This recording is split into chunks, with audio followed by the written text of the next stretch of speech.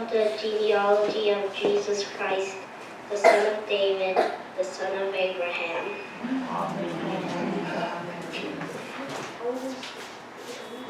Today we are talking about the last 4 months. 4개월 동안요 창세기를 했었거든요. So we are almost done with Genesis, but we are not finished the book. 우리 아이디어 이쪽에 있어서. From today we're studying the new book in Matthew. So as we explore Genesis, our first book of the Bible, we learned a great deal about Abraham, right? Father Abraham. So who can tell your parents? I know we have 3 people here now. So who can tell who is what we learned about Abraham? Who is he? What is the significant role about him? Any of you? Christina? Paul? 네, 애들이 대답을 정말 소홀하게 받아오는데 좀 교육을 안 받은 것처럼. Who's Father Abraham? What do you guys know of him? Abraham? He's the father of Jesus. He's the father of Jesus. Wow. That's 오늘 사실 그 결론인데. That's right. But what is so important about him? Last week we talked about yes. He is the father of all. Father of all, and there's in Book of James actually gave us who this person is, right? And no one in the Bible put him as God's. Do you guys remember? Huh? 말한 것 같은데? Friend, God's friend, right? In the Bible, there's people. The King David was the man after God's heart, and there's the people who walk together with Jesus Christ and Holy Spirit. But there's no one in the Bible said that he is the friend of God. And then Abraham was the only one that James said he was the God's friend.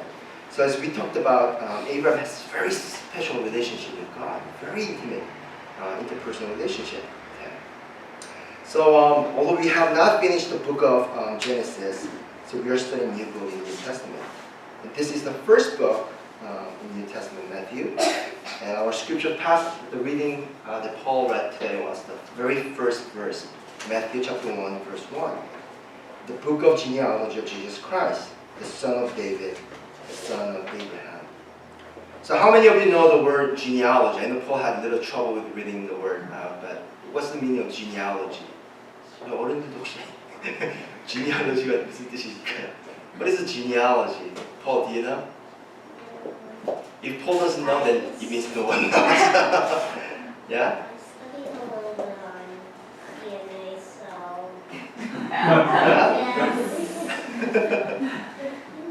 우리 바울이가 가장 똑똑한 친구인데 바울이가 잘 수업을 하면은 거의 다 모르는 거예요. So genealogy, if I tell you the meaning, it's come from the Greek language, genealogy. And actually, today the word genealogy, the original Bible, it says Geneseos. It means Genesis.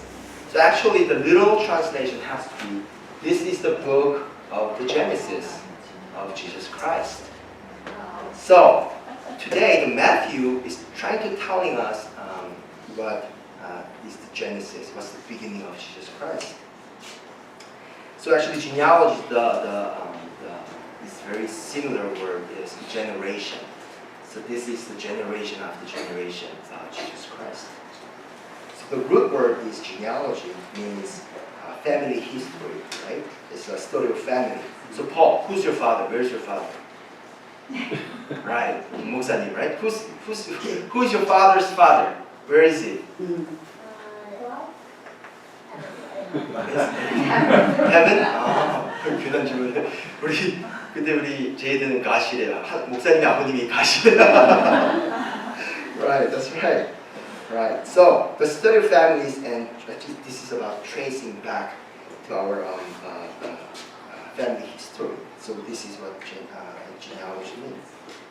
But the question is then, why Matthew, the person who wrote the book, right? The Matthew, he started with the genealogy of Jesus Christ.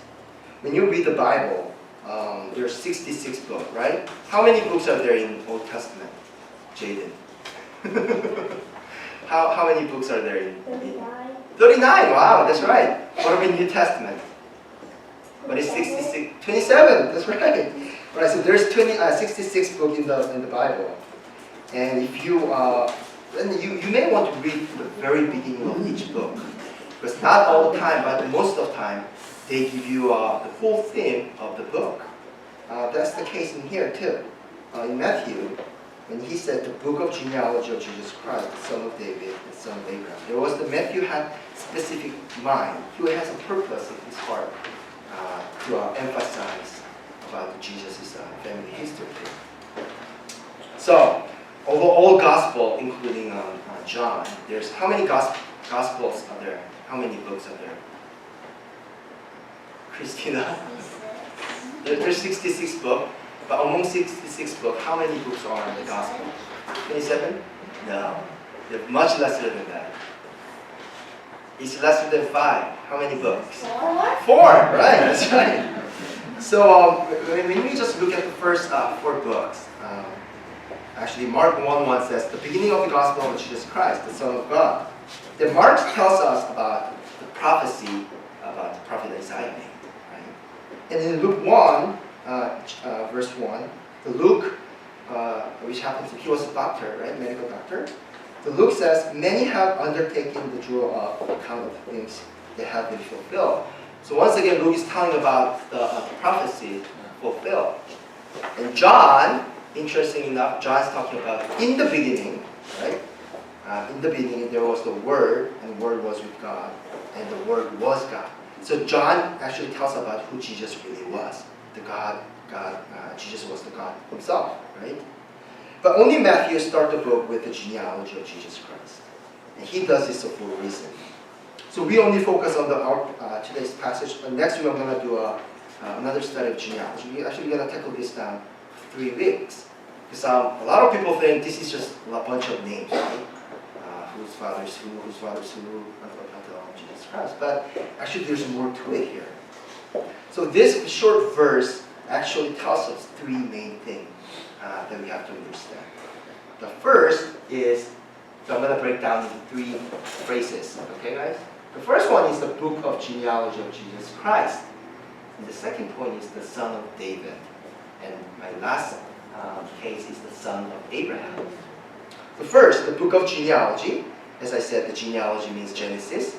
Is another word for beginning or the origin, right? So what is the beginning of New Testament? Actually, Matthew is telling us that this is the new beginning through Jesus Christ. Although he says this is the book of Genesis, this is book of beginning of Jesus Christ, but actually the of can translate as through. So we have new beginning, guys. You guys remember last week we watched the video. Actually, I do have a video clip. I forgot, but we do have a video clip last week that we watched in between Old Testament and New Testament. How many years was the gap? For how many years the God did not speak to His people? Do you guys remember? Paul? Not really. 400 years, right? 400 years, God did not talk to His people. It was total silence, right? But because when Jesus came to the earth, it was the first time that silence has been broken. I do actually have the video clip. Yeah, 한번 슬라이드 넘겨주시고. Yeah. So we're gonna watch this for 이제 예수님의 계명을 쭉 노래로 만든 거거든요. Abraham had Isaac he had Jacob, Jacob he had Judah and his kin. When Perez and Sarah came from Judah's woman Tamar, Perez he brought Hezron up, and then came Aram, then Amminadab, then Nahshon, who was then the dad of Salmon, who with Rahab fathered Boaz. She married Boaz, who had Obed, who had Jesse. Jesse he had David, who we know as king. David he had Solomon by dead Uriah's wife. Solomon, well you all know it, he had good old Rehoboam, followed by Abijah, who had Asa. Asa had Jehoshaphat, had Joram, had Isaiah, who had Jotham, then Ahaz, then Hezekiah. Followed by Manasseh, who had Amon, who was a man, who was father of a good boy named Josiah. Who grandfathered Jehoiakim, who caused the Babylonian captivity, because he was a liar. When he had Shealtiel, who begat Zerubbabel, who had Abiud, who had Eliakim. Eliakim had Azar, who had Zadok, who had Achan. Achan was the father of Eliab. Then he had Eliezer, who had Nathan, who had Jacob. Listen very closely, I don't want to sing this twice. Jacob was the father of Joseph, husband of Mary, mother of Christ. It's pretty long, huh? Yeah. You know, a lot of people think the genealogy is very boring because there's a lot of people's name, right? But there's a pop quiz if you guys pay attention or not, okay?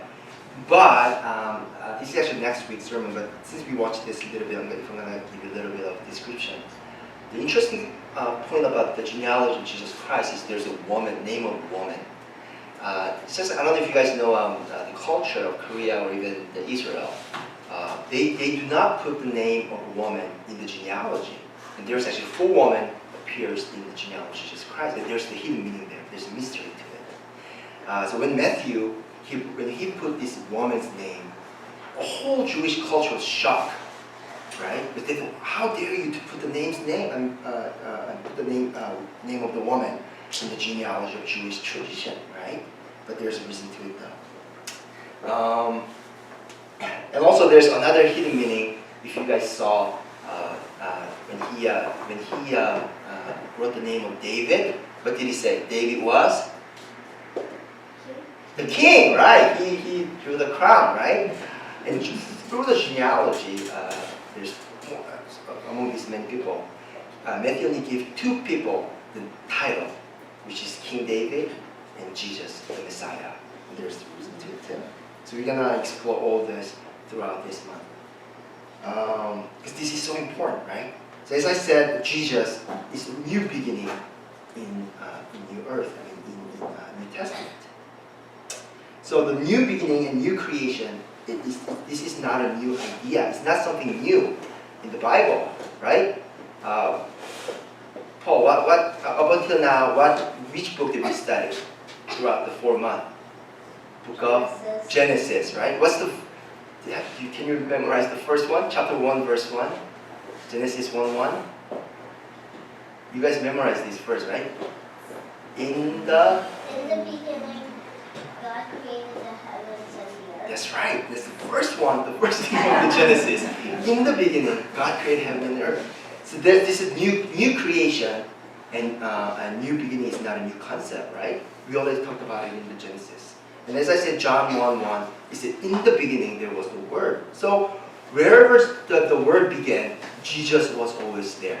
Not just New Testament, but even in the book of Genesis, although it didn't say, in the beginning Jesus was, he didn't say that, but then in the beginning, the Word was with God, which is Jesus was with God.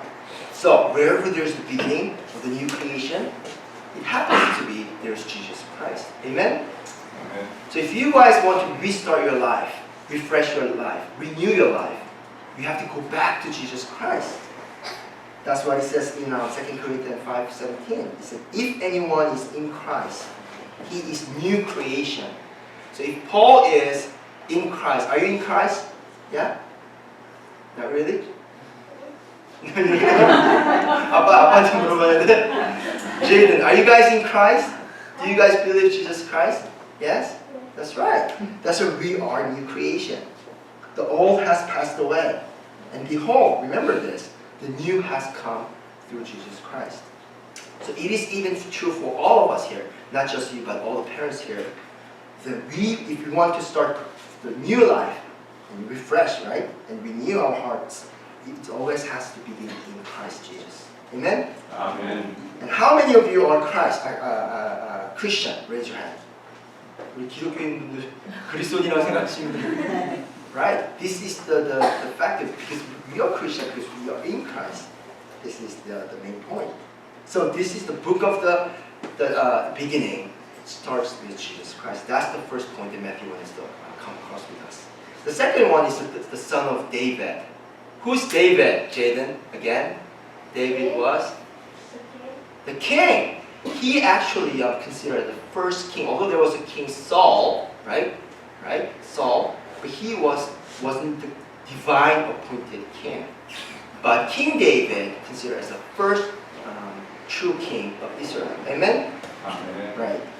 So the reason Matthew is telling us Jesus is son of David, it means because he knows he knows his history of Israel. Right? If you read the Old Testament, which is the history book for the nation of Israel, right?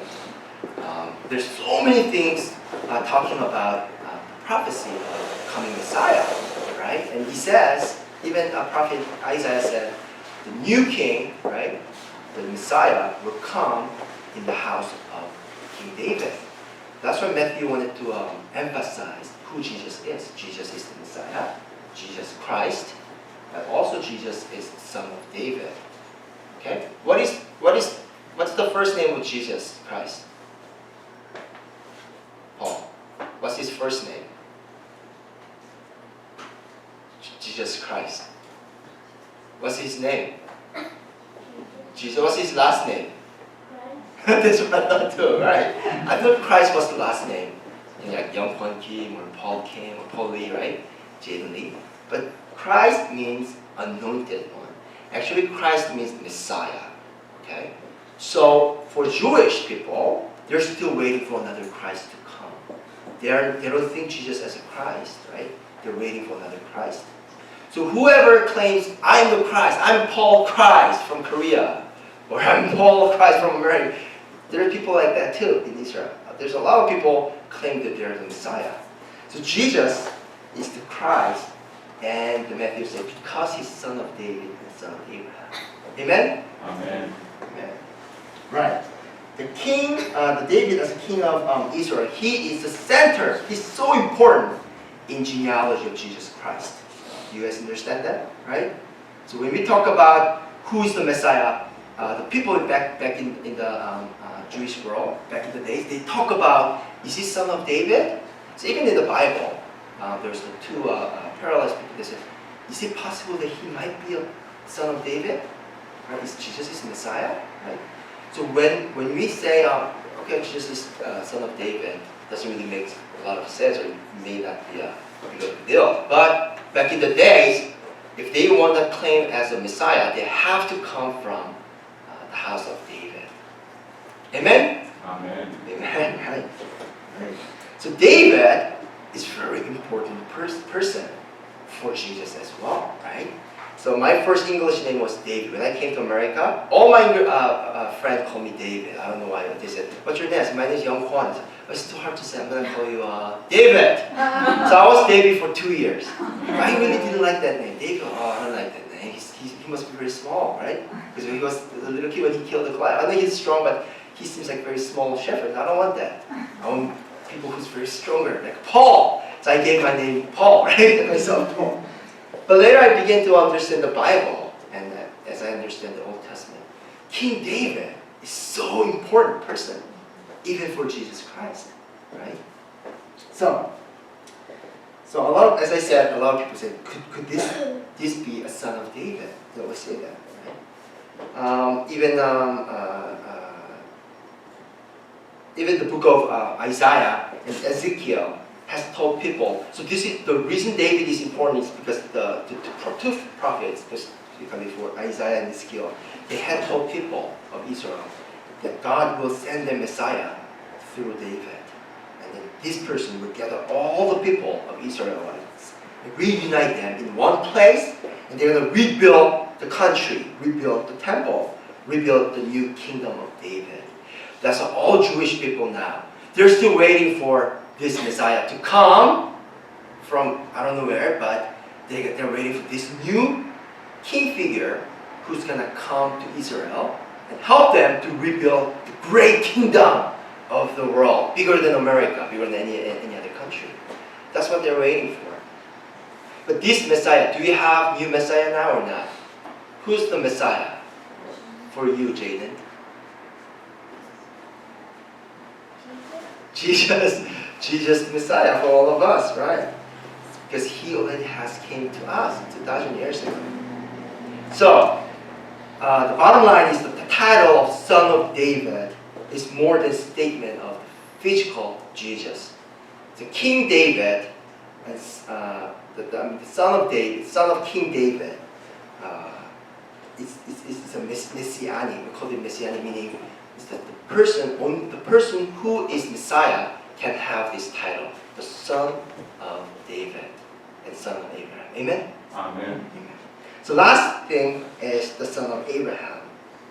Well, it simply is this. Who's Abraham once again? Your father, Father to? all. Father to all. That's it, right? So Son of Abraham. It means that Jesus was first Jewish. Then this is another fulfillment of God's promise with Abraham. Do you guys remember that God promised Abraham? Right? God gave him a covenant. We call it promise to Abraham. Why God keep his promise with Abraham? 대답을 안 하니? 생각보다 정말로 잘 알거든요. Because he keeps his promises. That's right, it's unconditional promises. But at the same time, God called Abraham you're righteous because of his Son? Huh? Son? Because of his son, Isaac? Yeah, through his son, what did he do? What did Abraham do? He was faithful to God, right? By being obedient to him, right? Do you guys remember when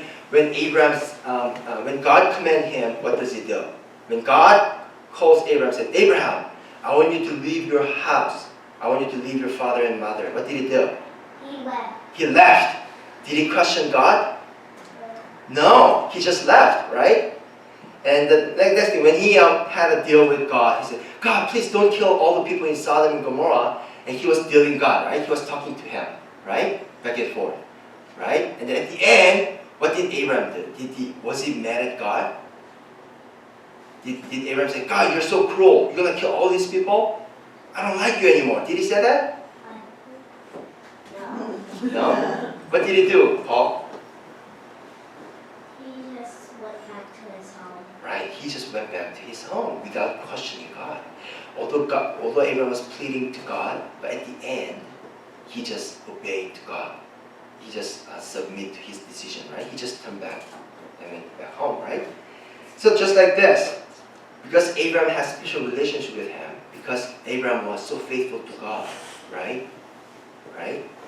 That God called him as a righteous person. And God gave him a lot of promises. One promise was that through you, all nations will be blessed. Amen? Amen. Right. So God actually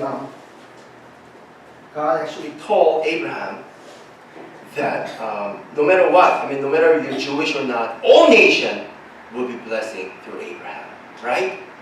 That's right. So, as a son of Abraham, Jesus is the Jew, but also he is from fulfillment of God's promise through Abraham, the blessing to all. Amen? Amen. Right. So once again, if you go back to the beginning of Jesus Christ, if you are in Jesus Christ, if we are all in Jesus Christ, we have new life, new beginning, and the blessing from the Lord. Amen? Amen. Amen. So next week we're gonna just dive into all in the details about the genealogy. So next week your memory verse will be the first the passage we read today, Matthew 1:1, chapter 1, verse 1. Right. The son of David, the son of Abraham. Right. And all that. 저 오늘 숙제를 안 주는데요. 이제 어른들이 있으니까 숙제를 주는 척 하는 건데, if you have a time to just read over the genealogy, if you can find the name of all these women, there's 4 except Mary, including Mary. There's 5 women. if you bring all these five the name of women, I will give you points. If you sticker 주거든요. We'll give you stickers and points. Yes, Paul. Is one of them Hannah? Hannah? No, not even close. But yeah, you can find who are there. Yes, let us pray.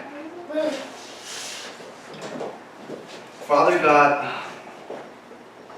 although it can be sometimes boring and it doesn't mean a lot to us when you read the first 17 verse of Matthew chapter 1, because this is just a bunch of people's names, Father God. There's the mysteries to it. And there's the secret truth in these words, Heavenly Father. So throughout this month, as we learn about the genealogy of Jesus Christ, Father, help us who Jesus was, and help us why there was the name of this woman, and help us how Jesus can be a seed of David when even the father Joseph wasn't his physical biological father. So help us to understand all of this confusing details as we understand who Jesus is. In Jesus' name we pray. Amen. 아멘. 시간이 많이 가서 그 성경 공독은 하지 않겠습니다. 성경 구절들이 화면에서 나오기 때문에 그 성경 구절들을 보시면서 같이 말씀을 나눴으면 좋겠습니다. 오늘 말씀은 다니엘서 6장에 있는 말씀인데 사자굴에서 구함을 받은 다니엘, 저희 다니엘에서 가장 잘 알려져 있는 이야기고 우리 아이들도 다 잘 알 것이라고 생각을 합니다. 오늘 이야기에 이야기를 요약하면 다니엘을 왕이 총리로 임명을 했습니다. 그렇지만 대적들이 다니엘을 무너뜨리기 위하여 고발할 근거를 찾았지만 아무것도 찾지 못했습니다. 그래서 하나님의 율법을 근거로 다니엘을 무너뜨릴 함정을 마련하였습니다. 무슨 함정이냐면 30일 동안 왕 위에는 어떤 사람이나 어떤 신에게도 기도하지 못하도록 금령을 만들고 그 금령도 고치지 못하도록 왕을 설득해서 도장을 찍게 했습니다. 그러나 다니엘은 그 금령을 알고도 항상 하던 대로 예루살렘을 향하여 하루에 3번씩 기도했고 대적자들이 고소를 해서 결국 사자굴에 던져짐을 당했습니다. 그러나 하나님께서 하나님의 천사로 다니엘의 사자들의 입을 막으시고 다니엘을 털끝 하나도 다치지 않게 지켜주시고 오히려 다니엘을 고소했던 대적자들을 사자굴에 던져지게 해서 사자밥이 되었다는 그런 이야기입니다. 어떻게 보면 권선징악적인 이야기일 수도 있지만 오늘 말씀은 다니엘의 경건을 보여주는 중요한 이야기로도 저희가 볼 수 있습니다. 그래서 오늘 6장 전체를 보면서 저희가 이 땅에서 하나님의 성도로서 사는 인간 상호간의 법칙을 저희가 먼저 살펴보고 그리고 다니엘의 경건의 특징 그리고 다니엘의 신앙의 비밀 이렇게 3가지를 가지고 저희가 살펴보겠습니다. 첫 번째는 다니엘처럼 하나님의 성도들은 2가지 종류의 사람들을 꼭 만나게 되어 있습니다. 어떤 곳에 가더라도 첫 번째는 우리의 편이 되어주는 사람, 그렇죠? 우리의 조력자나 보호자가 되는 사람들이 있습니다. 오늘 말씀에서 누가 다니엘을 보호했습니까? 다리오 왕이었습니다. 이 당시에 다니엘의 나이는 이미 80세가 넘었습니다. 지금도 80세가 되면 총리가 되기가 어려울 텐데 80살에 총리가 되었습니다. 어떻게 총리가 되었는지 다리오 왕이 페르시아 왕국이 바뀌었음에도 불구하고 총리가 될 수 있는 비결이 무엇인지 잘 알 수 없지만 특별히 3절에 보면 저희가 알 수 있는 한 가지 비결을 찾을 수 있습니다. 마음이 민첩하다고 이렇게 기록하고 있는데 이것은 excellence in spirit, 영어로 얘기하면 영적으로 아주 뛰어났다는 그런 얘기입니다. 다리오 왕이 이미 벨사살 왕의 이야기를 전해 들었을 가능성이 있습니다. 손가락으로 벽에 글을 썼는데 그것을 다니엘이 읽고 해석해 준 이야기. 비록 벨사살은 살해를 당하고 그 왕국은 망했지만 그 이야기를 전해 들었고 다니엘이 하나님의 영에 사로잡혀 있는 사람이라는 것을 알고 총리로 기용했을 가능성이 큽니다. 그것이 첫 번째 저희가 찾아볼 수 있는 이유입니다. 또 하나 왠지 모르지만 항상 사람이 만나면 어떤 사람은 끌리게 되고 어떤 사람은 밀리게 되어 있습니다. 자석처럼 인간 상호간의 법칙 중에 저희가 이해할 수 없는 그런 화학 자금이 있습니다. 케미스트는 항상 존재합니다. 동양 사상에서 보면 음양의 그런 원칙처럼 어떤 사람은 끌리고 어떤 사람은 끌리지 않을 때가 있습니다. 왠지 모르게 저희가 하나님의 성도들이 인생 가운데 하나님의 섭리 가운데 잘해주는 사람들을 만날 때가 있습니다. 저도 직장 생활하면서 왠지 모르게 저한테 잘해주는 사람 많이 만났습니다. 그것도 복입니다. 그래서 저희가 직장에서나 사업 관계에서나 그리고 학교에서 공부할 때 이건 저희에게 잘해주고 저희를 보호해주고 지켜줄 수 있는 그런 사람을 많이 만나시기를 새해에 많이 만나시기를 축복합니다. 특별히 성령 하나님, 우리가 요한복음에 성령 하나님을 어떻게 부릅니까? 우리 전도사님 헬라어를 얘기했으니까 저도 헬라어 파라클레이토스라고 그렇게 기록이 되어 있습니다. 파라클레이토스라면 파라는 옆이고 클레이토스는 클레오 아니고 칼레오, 부르다라는 뜻에서 나온 그 파생어인데 바로 옆에 있으면서 이름을 불러주는 사람이라고 저희가 직역할 수 있습니다. 그러니까 보혜사라는 것은 항상 우리 옆에서 우리를 도와주고 우리를 위로해주고 걱정해주고 지켜주는 사람. 내 인생 가운데 그런 사람 많이 만나시기를 바랍니다. 또 하나 저희 오늘 본문에서 다른 인간의 유형이 무엇입니까? 다니엘을 무너뜨리려고 했던 적들이 있습니다. 저희 인생 가운데서도 저희가 신앙생활 하다 보면 저희 사업이나 직장에서 저희를 무너뜨리려고 하는 대적자들 만날 수 있습니다.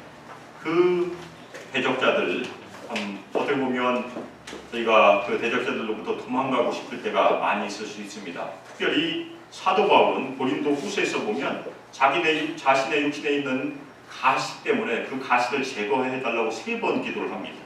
그런데 그 가시를 보통은 육신의 연약함이나 육신의 질병으로 해석을 하지만 어떤 해석자들은 사도 바울의 사역 가운데 만났던 대적자들로도 해석을 합니다.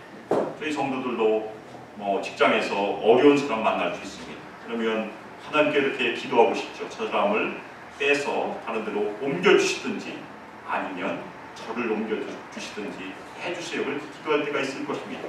그런데 사실은 예수님께서 저에게 가르쳐주신 인간 상호간의 법칙은 전혀 다릅니다.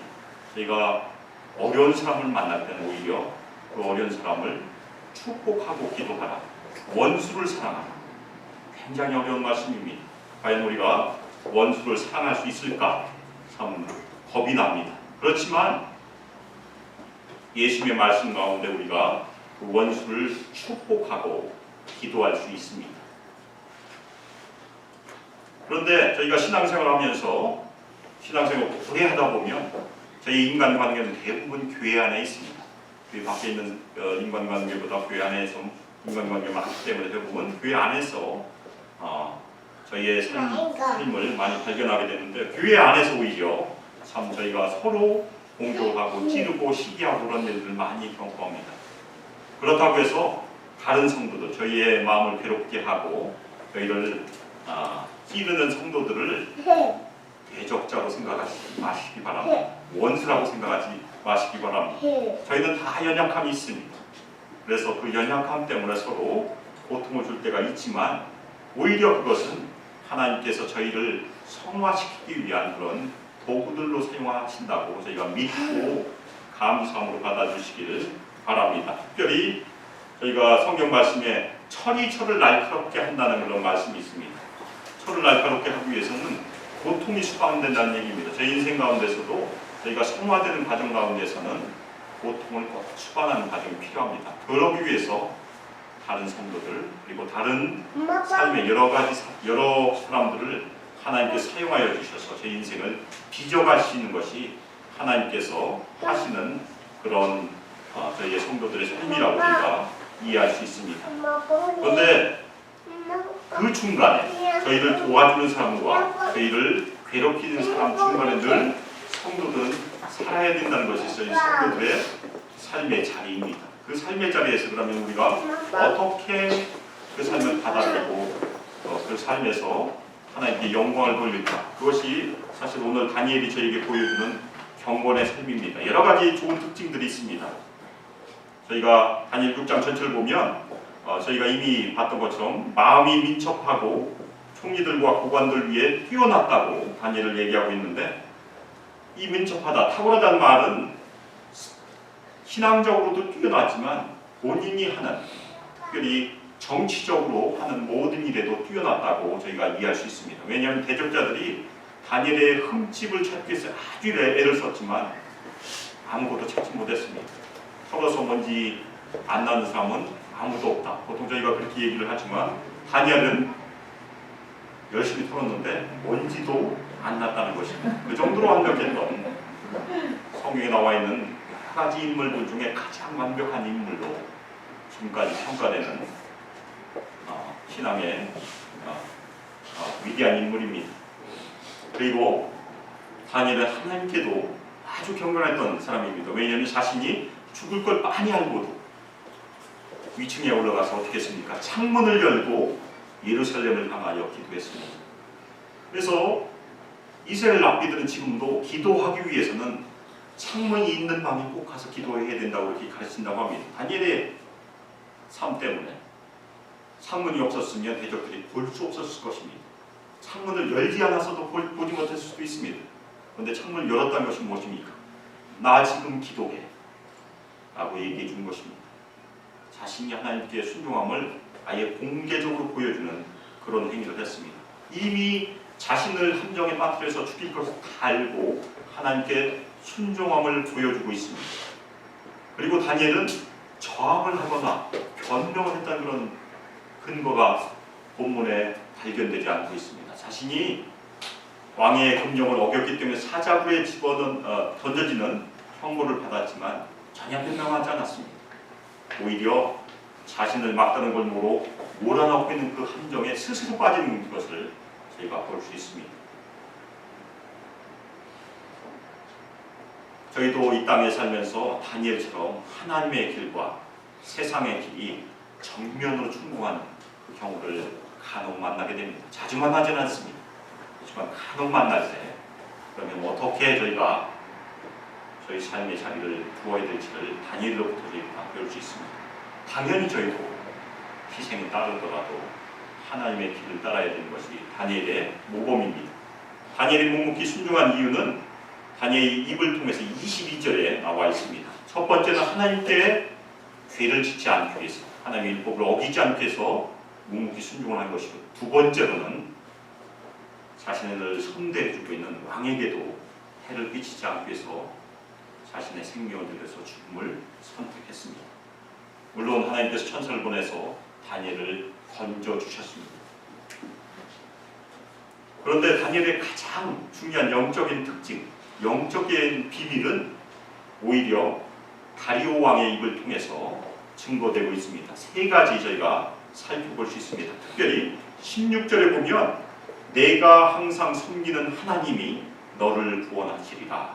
그래서 내가 항상 섬기는 네 하나님, 그 말씀을 가지고 저희가 다니엘의 그 신앙의 비밀을 살펴보겠습니다. 첫 번째로는 하나님은 다니엘의 하나님이셨습니다. 당연한 얘기를 제가 하는 것처럼 느껴지시겠지만 나의 하나님이라고 부를 수 있는 그런 신앙을 다니엘이 가졌다는 것은 이미 하나님께서 다니엘을 소유로 삼으셨다는 것부터 시작하는 것입니다. 다니엘은 하나님과 언약의 관계, 아까 우리 전사님이 아브라함이 하나님과 언약을 맺었다. 특별히 구약성경에서는 언약을 맺었다라고 안 하고 언약을 베었다, 칼로 베었다는 그런 표현을 합니다. 그 정도로 심각한 언어입니다. 자신의 생명을 가지고 하나님께서 또 자신의 생명을 들이신 것처럼 언약을 맺으신 장면이 아브라함과의 언약에서 나옵니다. 횃불이 쪼개진 동물 사이로 지나가는 그 장면들을 기억하실 것입니다. 하나님의 생명을 맺으신 그 언약이 다니엘에게도 함께한 것입니다. 하나님이 다니엘의 기업이 됐습니다. 다니엘의 소유가 됐던 것입니다. 저희 인생 가운데도 또 하나님께서 은혜로 저희를 부르셨습니다. 그래서 저희도 하나님을 나의 하나님이라고 부를 수 있다는 것입니다. 다 아멘 하십니까? 저희는 첫 번째로는 나의 하나님이라고 하나님을 불러야 되는 것이고, 또 하나 교회 공동체에서는 우리 하나님이라고 불러야 됩니다. 두 가지가 항상 필요합니다. 오늘 첫 번째 다니엘이 보여준 것은 나의 하나님이라는 그곳에 믿음으로 나가는 것이 중요하다. 그것이 영적인 비밀이었었습니다. 다니엘이 언제 하나님의 부름을 받은지는 저희는 전혀 알 수 없습니다. 적어도 바벨론으로 끌려오기 전에 16살 전에 다니엘은 하나님을 경험했습니다. 왜냐하면 이미 바벨론에 왔을 때부터 다니엘은 경건의 삶을 저에게 보여줬기 때문에 어렸을 때 하나님을 만났을 것이라고 저희가 추측할 수 있습니다. 그래서 우리 유학 아이들도 어렸을 때 예수님 만날 수 있고 다 하나님을 경험할 수 있습니다. 그리고 다니엘처럼 쓰임을 받을 수 있습니다. 이미 저희는 지나가는 세대입니다. 저도 이미 지나가고 있습니다. 그렇지만 우리 아이들은 오는 세대가 아닙니다. 우리 어린아이들이 나의 하나님이라고 나의 예수님이라고 고백할 수 있는 축복이 우리 어린아이들에게 임하기를 기도합니다. 두 번째, 하나님은 다니엘이 항상 섬기는 하나님, 이것이 두 번째 비밀입니다. 이 섬기다는 말은 예배하다는 말입니다. 무슨 얘기냐면 다리오 왕이 다니엘은 항상 하나님을 예배하고 있는 사람으로 이해한다는 것입니다. 다니엘은 하나님의 부르심에 이미 자신이 16살 전에 어린 나이에 자신을 부르신 그 부르심에 응답하는 삶을 살았습니다. 어제 응답하라 1988이 끝났습니다. 저희의 신앙생활은 무엇입니까? 하나님의 응답하심에, 하나님의 부르심에 계속해서 응답하는 것입니다. 무엇으로 응답합니까? 오늘 말씀에 의하면 예배로 응답한다는 것입니다. 저희 모든 삶을 다 들여서 하나님께 예배하는 그 삶이 다니엘의 비밀이었습니다. 물론 이 예배는 주일 예배만을 한정하지 않습니다. 우리들의 삶에서 드리는 모든 영적인 예배를 포함합니다. 로마서 12장 1절에 보면 그러므로 형제들아 내가 하나님의 모든 자비하심으로 너희를 권하노니 너희 몸을 하나님이 기뻐하시는 거룩한 산제사로 드리라. 이는 너희의 드릴 영적 예배니라. 제가 그 구절은 암송합니다. 다행히. 그런데 거기서 보면 너희 몸이라는 것이 우리 요 바디만 뜻하는 것이 아니고 우리 몸으로 하는 이 땅에서 하는 모든 삶을 다 포함한다는 것입니다. 우리의 사업과 우리의 직장과 우리 가정에서 일하시는 가사의 모든 활동과 우리가 학교에서 공부하는 공부, 학업도 다 모든 예배 가운데 포함되어 있다는 것입니다. 그 모든 영적인 예배, 항상 예배하는 삶을 다니엘이 저에게 비밀로 보여주는 것이고 하나님은 저에게도 그렇게 초청하신 것입니다. 새해 들어서 제가 계속해서 삶 시리즈, 제가 일부러 한 것은 아닌데 그렇게 되고 있는데 지난주에는 하나님께 영광을 돌리는 삶이라고 제가 말씀을 드렸고 제가 한번 하나님을 경외하는 삶이라고 또 표현을 했었고 오늘은 하나님을 항상 섬기는 삶, 저희가 매일매일 이 삶 가운데 하나님을 항상 예배하는 삶으로 들이시기를 축복합니다. 다음 주에는 하나님께 기도하는 삶에 대해서 다니엘의 기도를 같이 살펴보려고 합니다. 하나님께서는 다니엘을 사자굴에서 던져주시고 24절에 보면 대적들을 사자굴에 던져넣게 하셔서 심판을 하셨습니다. 그렇지만 항상 이런 구원과 심판은 저희 성도들에게 오지 않습니다. 안 올 때도 있다는 것입니다. 제가 일부 예배 때 예화로 말했던 다구 함마슈드라는 제2대 유엔 사무총장이 있는데 그분은 콩고 내전을 중지하기 위해서 가다가 비행기 사고로 하나님 생명을 잃었습니다. 아주 경건했던 신앙인이었지만 생명을 잃고 말았습니다. 저희의 생명은 하나님께 있다는 것입니다. 저희의 삶과 죽음은 항상 하나님의 주권에 있습니다. 그래서 다니엘이 세 번째로 저에게 보여준 신앙의 비밀은 자신의 생명을 하나님의 손에 의탁했다는 것입니다.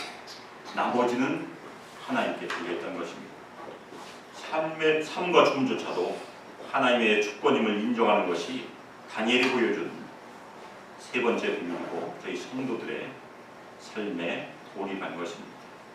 그 이후에 보면 다리오 왕의 입을 통해서 하나님께서 영광을 거둬주십니다. 그래서 26절과 27절에 보면 시의 형식으로 되어 있습니다. 시의 형식으로 하나님을 찬송하는 찬송시가 있는데 그는 살아계시는 하나님이시오 영원히 변하지 않으실 이시오 그의 나라는 멸망하지 아니할 것이요 그의 권세는 무궁할 것이며 그는 구원도 하시며 건져내기도 하시며 하늘에서든지 땅에서든지 이적과 기사를 행하신 이로써 다니엘을 구원하여 사자의 입에서 벗어나게 하셨습니다. 다니엘의 순종을 보고 다리오 왕이 하나님을 찬양하고 하나님께 영광을 돌리는 장면입니다. 마찬가지로 예수님께서 저희를 부르신 저희 성도들이 하나님과의 관계에서 가져야 할 법칙이 또 하나 있다는 것입니다. 무슨 얘기냐면 우리들의 신앙생활을 통해서 우리가 항상 얘기하는 그 삶을 통해서 다른 사람의 입을 통해서 하나님께서 영광을 거두시겠다는 그런 말씀입니다. 그것이 마태복음 4장 16절에 나와 있습니다. 마태복음 4장 16절에 보면 이같이 너희 빛이 사람에게 비추게 하여 그들로 너희 착한 행실을 보고 하늘에 계신 너희 아버지께 영광을 돌리게 하라.